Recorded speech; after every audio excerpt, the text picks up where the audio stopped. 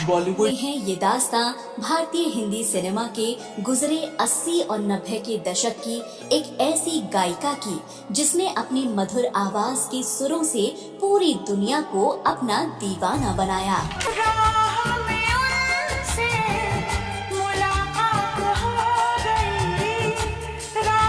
कैसे इस गायिका ने बाल अवस्था में संगीत की दुनिया में अपना पहला कदम रखकर तोड़ दिया था मशहूर लता मंगेशकर और आशा भोसले जैसी मंगेशकर बहनों का वो जादू जिससे लोग कभी निकल ही नहीं पा रहे थे। जादू है तेरा ही जादू जो मेरे दिल पे छा। 90 के दशक में कैसे ये खूबसूरत और मधुर आवाज वाली लड़की बन गई थी सुपर हिट संगीत की गारंटी। क्यों इस गायिका से अपनी फिल्म में गाने गवाने के लिए फिल्म की हीरोइनें करती थी फिल्म के डायरेक्टर और प्रोड्यूसर से गुजारिश।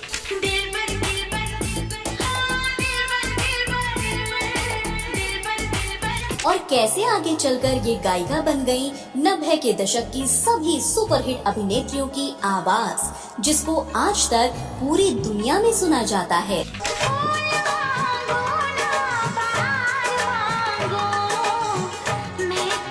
कैसे इस लड़की के माँ बाप ने इनको एक बड़ी सिंगर बनाने के लिए किया वो संघर्ष जिसकी वजह से आगे चलकर ये बनी भारतीय हिंदी सिनेमा की the queen of playback singing की महारानी।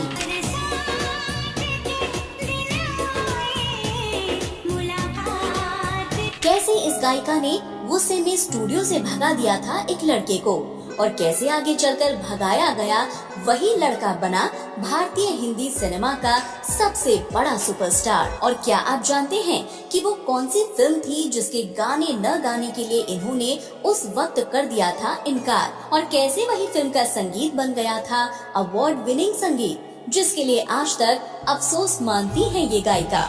ये हंसी वादियाँ ये खुला आसमां आ गए हम कहाँ है। कैसे एक फिल्म के लिए इनकी आवाज में गाए गए गाने ने मचा दी थी पूरे हिंदुस्तान में खलबली जिसकी वजह से हिंदी सिनेमा और बड़े बड़े ज्ञानवादी लोगों के बीच छिड़ गई थी विरोध और आलोचना की आग जिसकी वजह से बदनाम हो गई थी ये सिंगर।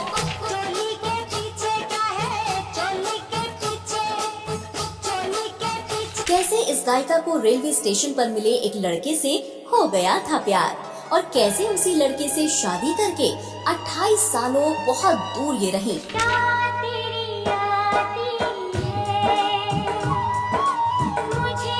और कैसे अपने पति की गैर मौजूदगी में ये गायिका हो गई थी गैर मर्दों की तरफ प्यार के लिए आकर्षित। कितनी बेचैन होके तुमसे मिली। और दुनिया का वो कौन सा आतंकवादी था जिसने पूरी दुनिया के साथ अमेरिका को अपने आतंक से हिला कर रख दिया था।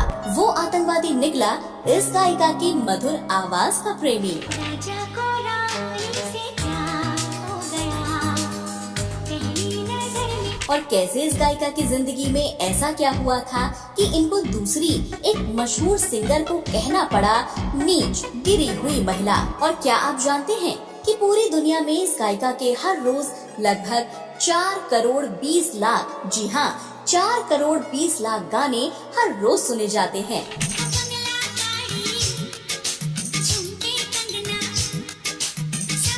दुनिया भर में इतनी मशहूर सबसे ज्यादा अवार्ड्स जीतने वाली सबसे ज्यादा पूरी दुनिया में सुनी जाने वाली इस गायिका को वो कौन सी बीमारी हो गई जिसकी वजह से ये अब कभी भी सुन नहीं पाएंगी अपनी खुद की आवाज। कैसे एक हेडफोन ने बर्बाद कर दी इस महान गायिका की जिंदगी।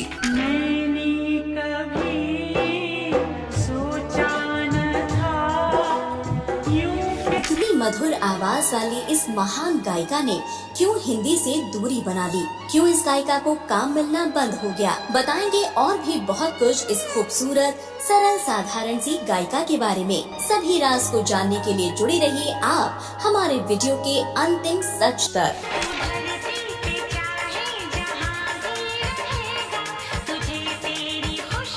नमस्कार, प्रणाम और आभार। आज हम अपने शो में बात करने जा रहे हैं एक ऐसे किरदार और कलाकार की जो लंबी मियाद के बाद इस दुनिया में आते हैं।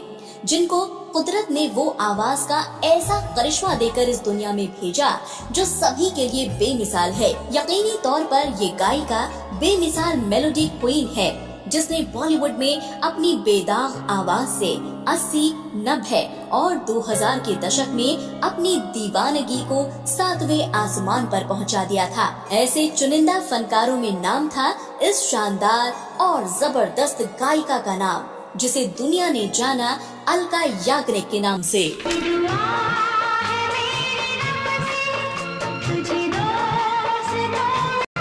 कौन थी अलका याग्निक? कैसे इनका भारतीय हिंदी सिनेमा की तरफ आना हुआ और कैसे इनको सामना करना पड़ा जिंदगी के उन उतार चढ़ाव का जिसकी इन्होंने कभी कल्पना भी नहीं की, और इनके कुछ ऐसे तथ्य जो संगीत की दुनिया में अलका याग्निक की अहमियत को समझाते हैं। ये सब मैं आपको बताऊं, उससे पहले आइए नजर डाल लेते हैं अलका याग्निक के परिवार और पढ़ाई लिखाई के बारे में।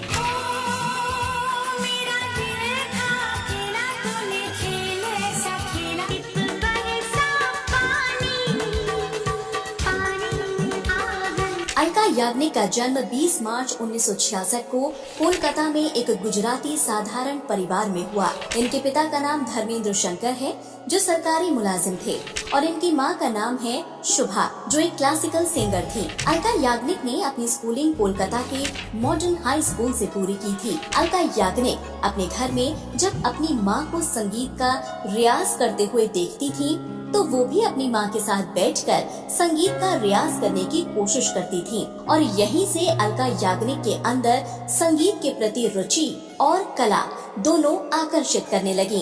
अलका का संगीत के प्रति ये लगाव इतना ज्यादा हो गया कि ये मात्र 6 साल की बाल अवस्था में ही माँ की मदद से अलका ने ऑल इंडिया रेडियो कोलकाता के लिए बच्चों के खास प्रोग्राम में गीत गाने शुरू कर दिए। और यही वो वक्त था जब इनकी माँ ने अपनी बेटी को एक बड़ी गायिका बनाने का दृढ़ निश्चय किया था। क्योंकि बहुत छोटी सी थी तब से इतना अच्छा गाती थी कि आई कुडंट बिलीव कि बच्चा गा रहा। अलका जब मात्र 8 साल की थी तो इनके माता पिता इनको गर्मियों सर्दियों की छुट्टी में मुंबई लेकर जाते थे और यहाँ अलका का करियर बनाने की जद्दोजहद करते थे। उनको कई संगीत के महारथी के पास ले जाया करते थे और उनके ऑफिस और घर के खूब चक्कर लगाते थे। अलका के संघर्ष के इसी दौर में एक बार मशहूर फिल्म अभिनेता और निर्माता राज कपूर ने अलका को गाते हुए सुना। राज कपूर के हमको किसी ने भेजा था, उनके फ्रेंड ने। इस छोटी सी लड़की की आवाज राज कपूर को बहुत पसंद आई।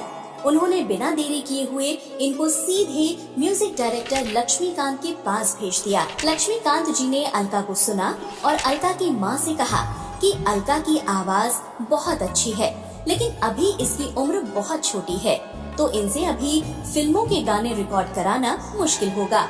क्यों न अलका याग्निक के थोड़े से समझदार होने का इंतजार किया जाए। लक्ष्मीकांत की बात इनकी माँ को सही लगी और वो अलका को वापस कोलकाता ले गयी, जहाँ अलका ने अपनी पूरी मेहनत लगन संगीत के सुरों को सीखने में लगा दी। और फिर कुछ साल बीत जाने के बाद अलका को वो मौका मिला हिंदी सिनेमा में अपनी आवाज देने का। साल 1980 में आई फिल्म पायल की झनकार के एक गीत थिरकत अंग में गाने की कुछ लाइन गाने का मौका मिला।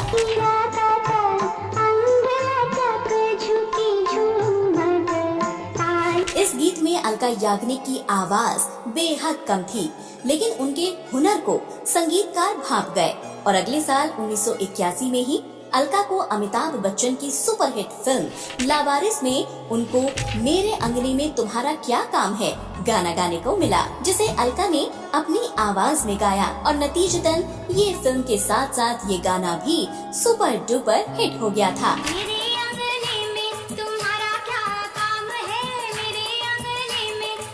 और अलका याग्निक की आवाज पूरे हिंदुस्तान में सुनी गई। इस गाने के लिए अलका को पहली बार में ही बेस्ट फीमेल प्लेबैक सिंगर के फिल्म फेयर अवार्ड से नवाजा गया था। इसके बाद अलका ने साल 1982 में हमारी बहू अलका में भी एक गाना गाने का मौका मिला। हालांकि इस गाने से अलका को कोई खास पहचान तो नहीं मिली, लेकिन अलका एक एक कदम आगे जरूर बढ़ रही थी। हम आपको यहाँ बता दें कि अलका अभी भी कोलकाता में ही रहती थी। वो बस अपने माता पिता के साथ जो गाने मिलते थे गाने के लिए उनको गाती और फिर वापस कोलकाता चली जाती थी, क्योंकि इस बीच अलका अपनी पढ़ाई भी करती थी। लेकिन जब ये 16 साल की हुई तो इनके पिता ने सरकारी नौकरी से समय से पहले ही रिटायरमेंट ले लिया और उसके बाद ये मुंबई आकर बस गए, जिसके बाद साल 1981 से लेकर साल 1987 तक अलका याग्निक ने लगभग 100 गाने गाए। लेकिन इनको अभी तक वो सफलता या फिर लोकप्रियता नहीं मिल रही थी जिसके लिए अलका और इनके माता पिता पूरी कोशिश कर रहे थे। अलका उस दौर में थी जब लता मंगेशकर और आशा भोसले दोनों बहनों का बॉलीवुड में दबदबा था। चारों तरफ इन दोनों के ही गाने बजते सुनाई देते थे। मेरे ख्वाबों में जो आए मुझे छेड़ जा। सभी म्यूजिक डायरेक्टर की पहली पसंद ये दोनों बहनें ही हुआ करती थीं और उस समय ये दोनों बहनों का डर कह सकते हैं या फिर आवाज का जादू, जिसकी वजह से फिल्म की अभिनेत्री और निर्माता कोई भी जोखिम नहीं उठाते थे। तो फिर ऐसे में अलका याग्निक जैसी नई गायिका का ऊपर आना बहुत ही मुश्किल था। अब आया वो साल जिसमें अलका याग्निक लता मंगेशकर और आशा भोसले की लोकप्रियता में सेंध लगाने वाली थी और वो मौका मिला इनको साल 1988 में जूही चावला और आमिर खान की फिल्म कयामत से कयामत तक से।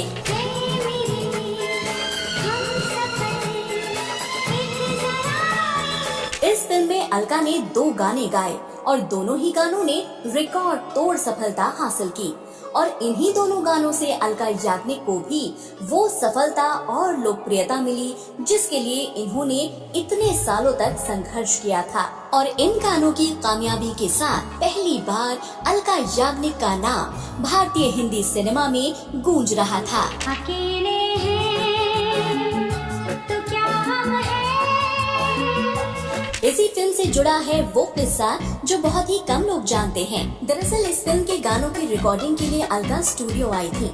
अलका जब अपने गाने रिकॉर्ड करने लगी तो वहीं बैठा एक लड़का उनको लगातार देख रहा था। ये देखकर अलका को अच्छा महसूस नहीं हुआ तो वो थोड़ा सा परेशान हो गयी और उसी परेशानी में उन्होंने उस लड़के को स्टूडियो से बाहर कर दिया।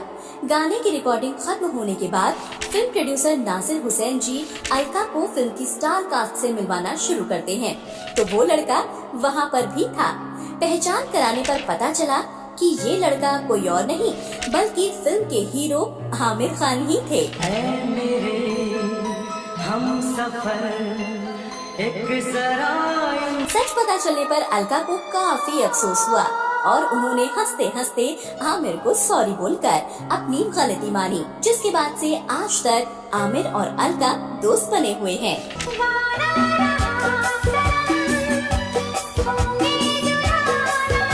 पहली सफलता के बाद इसी साल 1988 में अनिल कपूर और माधुरी दीक्षित की एक फिल्म आई तेजाब।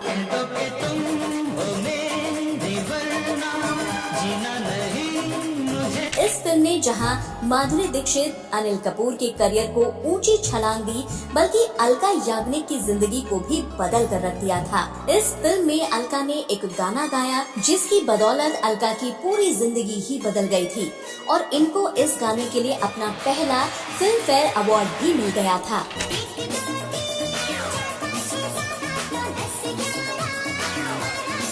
इस गाने की सफलता के बाद तो अलका याग्निक की तरक्की का ग्राफ बड़ी तेजी के साथ ऊपर गया और अब हर फिल्म का निर्माता निर्देशक इनसे अपनी फिल्म में गाना गवाना चाहता था। और अब हिंदी सिनेमा में लता मंगेशकर और आशा के बाद एक और आवाज गूंज उठी थी जिसके आगे इन दोनों बहनों का तिलिस्म भी कमजोर पड़ता नजर आ रहा था। अब अलका की मांग चारों तरफ इस कदर बढ़ी कि अलका ने साल 1989 में लगभग 34 फिल्मों और साल 1990 में लगभग 45 फिल्मों में गाने गाए।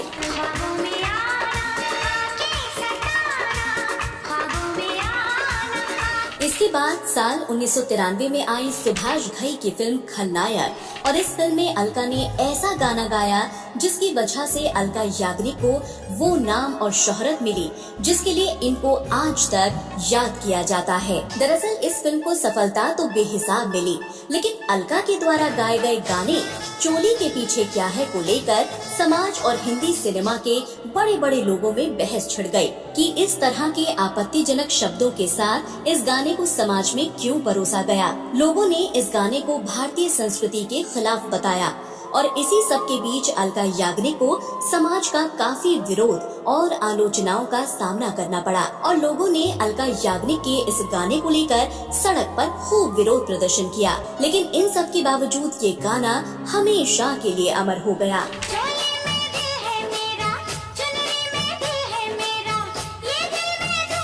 1993 में अलका याग्निक की गायकी को वो सम्मान नसीब हुआ जो यकीनी तौर पर हर सिंगर का सबसे बड़ा सपना होता है, जिसके लिए वो इतनी मेहनत करता है। साल 1993 में ही फिल्म हम है राही प्यार के एक गीत को अलका की आवाज में रिकॉर्ड किया गया। हालांकि फिल्म तो ठीक ठाक रही, लेकिन अलका को इस फिल्म के एक गाने के लिए उनको उनकी जिंदगी का पहला राष्ट्रीय पुरस्कार मिला।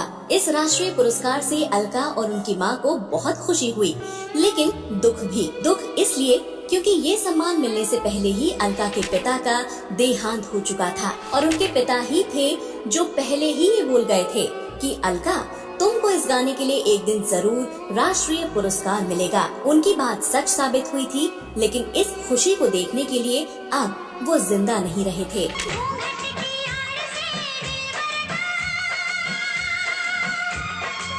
90 के दशक के शुरुआती दिनों से ही अलका माधुरी दीक्षित, जूही चावला, करिश्मा कपूर, काजोल, रवीना टंडन जैसी सुपरहिट हीरोइनों की आवाज बन गई थी।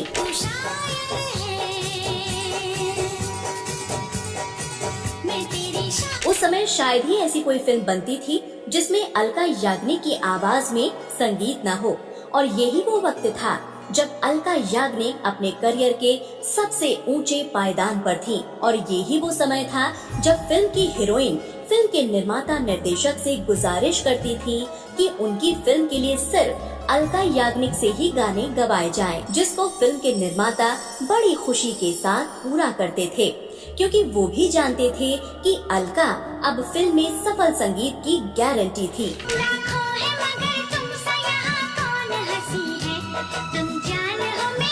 और अलका इन सभी गानों की वजह से मेलोडी क्वीन और रोमांटिक गानों की रानी बन गई थी। अलका याग्निक ने 90 के दशक में उदित नारायण और कुमार शानू के साथ मिलकर हिंदी सिनेमा को एक से बढ़कर एक गाने दिए। जाती हूँ मैं, जल्दी है क्या, घर के जिया, जिनको यकीनन आज तक सदाबहार रोमांटिक गाने कहा जाता है। इसके बाद 1998 में काजोल, रानी मुखर्जी, शाहरुख खान, सलमान खान की एक्टिंग से सजी फिल्म कुछ कुछ होता है के टाइटल सॉन्ग के लिए अलका याग्निक को एक बार फिर से राष्ट्रीय पुरस्कार से सम्मानित किया गया। क्या करूँ हाय, कुछ कुछ होता है, क्या करूँ हाय। 90 का दशक एक तरह से अलका याग्निक के ही नाम रहा, लेकिन इनके इसी दशक में इनको एक ऐसी फिल्म के गाने रिकॉर्ड करने को मिलने वाले थे, लेकिन ये कर नहीं पाए और इनको उस बात का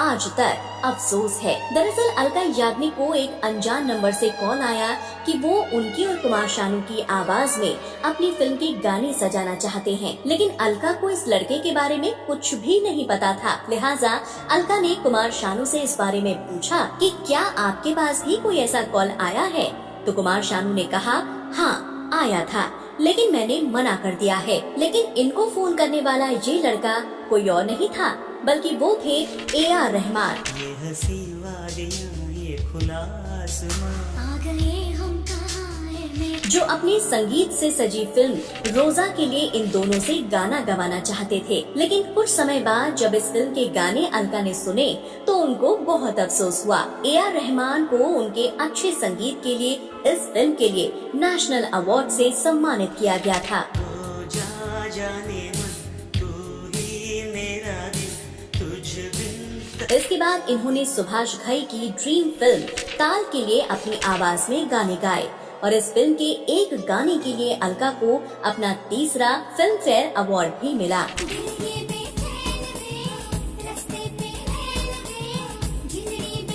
एक तरफ जहां इनकी सफलता सर चढ़कर बोल रही थी, तो ऐसे में इनका विवाद हो गया एक दूसरी मशहूर गायिका अनुराधा पौडवाल से, जो उस वक्त से लेकर आज तक खूब चर्चा में रहता है। दरअसल आमिर खान और माधुरी की एक फिल्म दिल रिलीज हुई थी।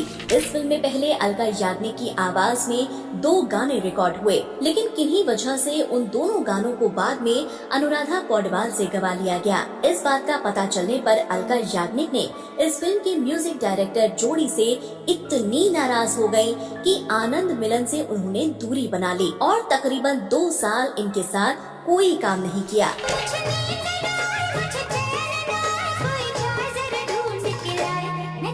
अलका याग्निक ने दिए अपने इंटरव्यू में कहा कि म्यूजिक इंडस्ट्री में नैतिकता और एकता नहीं है।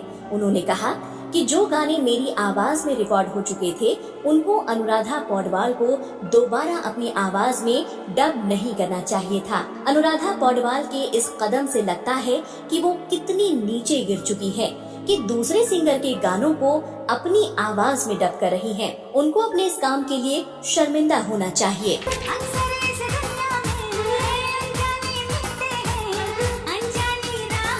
आइए अब बात करते हैं अलका याग्निक की निजी जीवन के बारे में और इनकी उस प्रेम कहानी के बारे में जिसके लिए इनको वो सब करना पड़ा जिसकी इन्होंने कभी भी कल्पना नहीं की थी। अलका याग्निक ने दरअसल एक बिजनेसमैन नीरज कपूर से शादी की है और इन दोनों की प्रेम कहानी काफी दिलचस्प है। अलका याग्निक की नीरज से मुलाकात 1986 में दिल्ली के रेलवे स्टेशन पर हुई थी। वो जब अपनी माँ के साथ कोलकाता से दिल्ली आई थी तो उस वक्त उनकी माँ की सहेली का एक भतीजा उनको वहाँ पर लेने आया था और इस लड़के का नाम था नीरज कपूर। और यहाँ हुई ये मुलाकात धीरे धीरे दोस्ती में बदल गई और उसके बाद इन दोनों के बीच मोहब्बत ने जन्म ले लिया।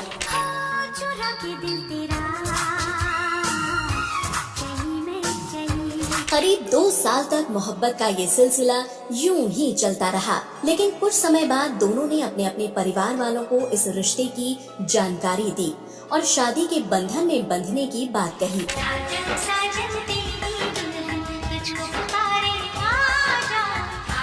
लेकिन इन दोनों के इस रिश्ते में सबसे बड़ी रुकावट आई इन दोनों का अलग अलग शहरों में रहना। दरअसल नीरज कपूर मेघालय के शिलोंग में अपना व्यापार करते थे और अलका मुंबई में रहती थी और दोनों ही अपना अपना काम नहीं छोड़ सकते थे, लिहाजा दोनों ने अलग अलग रहने की बात को भी मंजूर कर लिया था। पेरेंट्स ने ये कहा कि ये शादी तो मुमकिन नहीं है, वो वहाँ रहेगा ये यहाँ रहेगी, कैसे हो सकता है। पर हम लोगों ने जिद पकड़ ली कि हमें शादी करनी है तो एक दूसरे से ही करनी, वरना नहीं करनी है। और साल 1989 में दोनों ने शादी कर ली।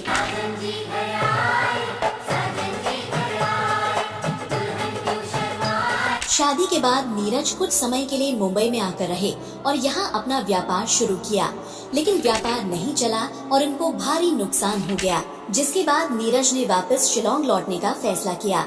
इसके बाद से लगभग 28 सालों से ये दोनों एक दूसरे से अलग रहते हैं।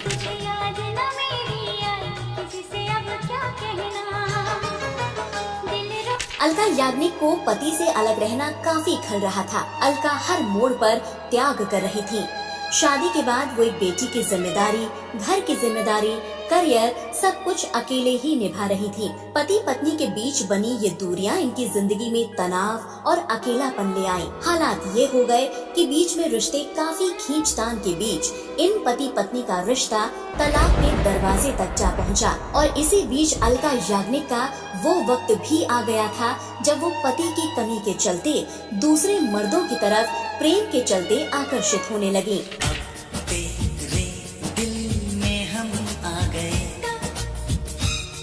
लेकिन बात अलका याग्निक के हाथ से बाहर निकलती उससे पहले ये संभल गई और पति से मनमुटाव खत्म करते हुए ये एक बार फिर से अपने पति से मिल गयी और अपनी शादी न तोड़ने का फैसला लिया। और अब ये दोनों एक खुशहाल वाली जिंदगी बिता रहे हैं। अलका याग्निक और नीरज कपूर एक बेटी सायशा के माता पिता हैं। सायशा की शादी साल 2018 में उनके प्रेमी अमित देसाई से हो गई है। इनकी बेटी का संगीत की दुनिया से कोई लेना देना नहीं है। अलका याग्निक पिछले कई सालों से गाना नहीं गा रही हैं। इसके पीछे वो संगीत में हुए बदलाव को मानती हैं। अलका कहती हैं कि आज के संगीत में काफी फूहड़पन आ गया है।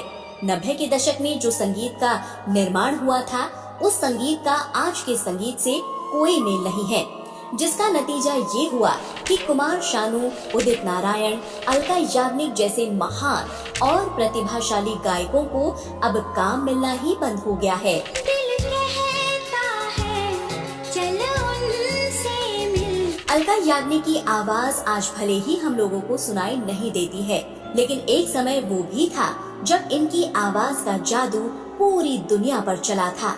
दरअसल दुनिया का सबसे खतरनाक आतंकवादी ओसामा बिन लादेन, वो आतंकवादी अलका याग्निक के गाने सुना करता था। बताया जाता है कि जब ओसामा बिन लादेन की मौत हुई तब वो उसके ठिकाने से अलका याग्निक के गानों के म्यूजिक रिकॉर्ड्स मिले थे।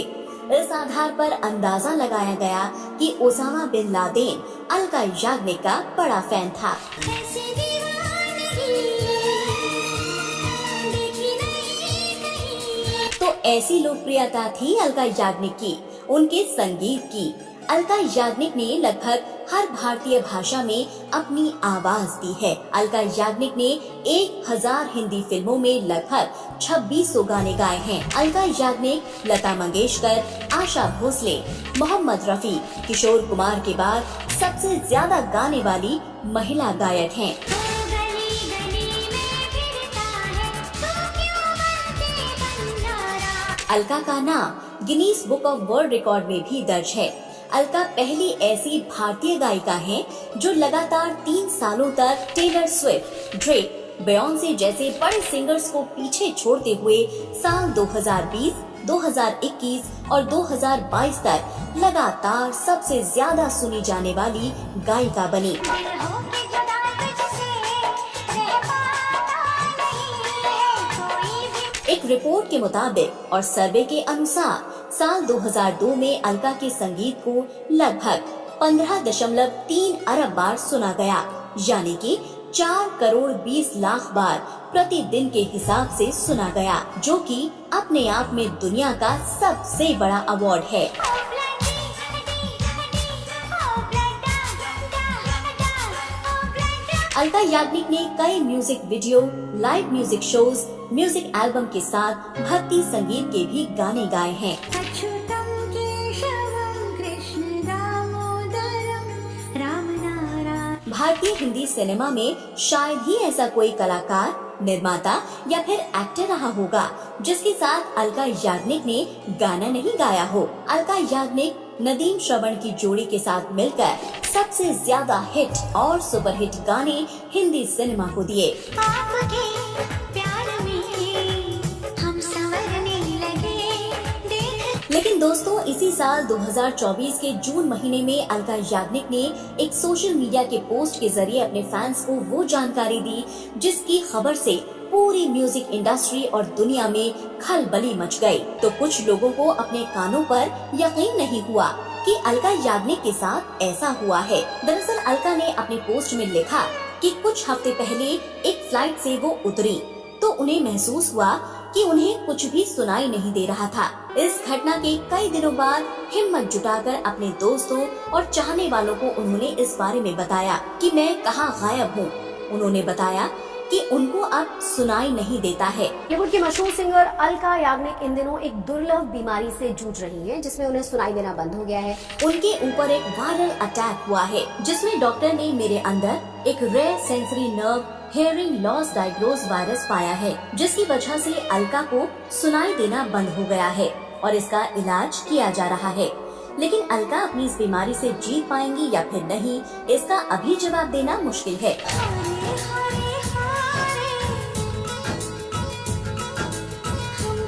डॉक्टर्स ने बताया कि ज्यादा तेज आवाज और हमेशा हेडफोन के इस्तेमाल से भी इस बीमारी को जन्म मिल जाता है, इसलिए लोगों को इससे बचकर रहना चाहिए। अलका के इस पोस्ट के बाद तो हिंदी सिनेमा के कई और बड़े गायकों ने अपनी तुरंत प्रतिक्रिया दी और उनके जल्द स्वस्थ होने की कामना की। किस्मत का बड़ा अजीब खेल है कि जिस गायिका को सुनने के लिए लाखों करोड़ों लोग पागल रहते हैं, उनकी आवाज के दीवाने रहते हैं, वो गायिका खुद ही अपनी आवाज को अब नहीं सुन पाएंगी। दुर्भाग्य और किस्मत ने अलका याग्निक के साथ कितना बड़ा अन्याय किया है। अलका याग्निक न जाने अब इस बीमारी से उभर पाएंगी या नहीं। अब दिल कहीं लगता नहीं तेरे। अलका याग्निक का डॉक्टर की निगरानी में इलाज चल रहा है। बॉलीवुड नॉवेल की पूरी टीम और मैं खुद अलका याग्निक के जल्द ठीक होने की कामना करती हूँ और उम्मीद करती हूँ कि ये महान गायिका बहुत जल्द फिर से अपनी मधुर आवाज के साथ अपने चाहने वालों के बीच आ जाएं। अलका याग्निक अब 58 साल की हो चली हैं। बीमार होने से पहले अलका अपने कई लाइव शो और रियलिटी शोज में बतौर जज देखी गयी। लता मंगेशकर के बाद सबसे ज्यादा सुनी जाने वाली गायिका Alka 7 film fair award, 2 national award, 2 IIFA award, 3 जी सिने अवार्ड, 4 स्टार स्क्रीन अवार्ड समेत ढेरों पुरस्कारों से सम्मानित की जा चुकी हैं। संगीत की दुनिया में उनके इस महान योगदान के लिए अलका याग्निक को आने वाली पीढ़ियां याद करती रहेंगी। अलका याग्निक 90 के उस दौर की गायिका हैं, जिसको आज तक सबसे ज्यादा सुना जाने वाला दौर माना जाता है। देखा है पहली बार साजन की आंखों में प्यार। दिन साल गुजरते चले गए, लेकिन इस समय में बना ये संगीत आज भी नई और पुरानी पीढ़ी दोनों को अपनी तरफ आकर्षित करता है और अलका याग्निक उस दौर की संगीत की रानी के तौर पर हमेशा जानी जाती रहेंगी। हमको तुम पे एतबार है, हमको तुम पे एतबार है। तो दोस्तों, ये था हमारा आज का शो। आपको कैसा लगा हमें कमेंट करके जरूर बताएं। और आप सभी को क्या लगता है कि आज तक संगीत के सफर में सबसे अच्छा दौर कौन सा था? हम आपके जवाब का इंतजार करेंगे। आपको हमारा आज का ये शो पसंद आया हो तो वीडियो को लाइक और सब्सक्राइब करना बिल्कुल न भूलें। अलका याग्निक की लंबी उम्र और अच्छी सेहत की कामना करते हुए मैं अब आपसे विदा लेती हूँ। आपसे फिर होगी बहुत जल्द एक मुलाकात एक महान हस्ती की जिंदगी को लेकर। तब तक के लिए आप अपना और अपने परिवार का ख्याल रखें, सुरक्षित रहें। धन्यवाद।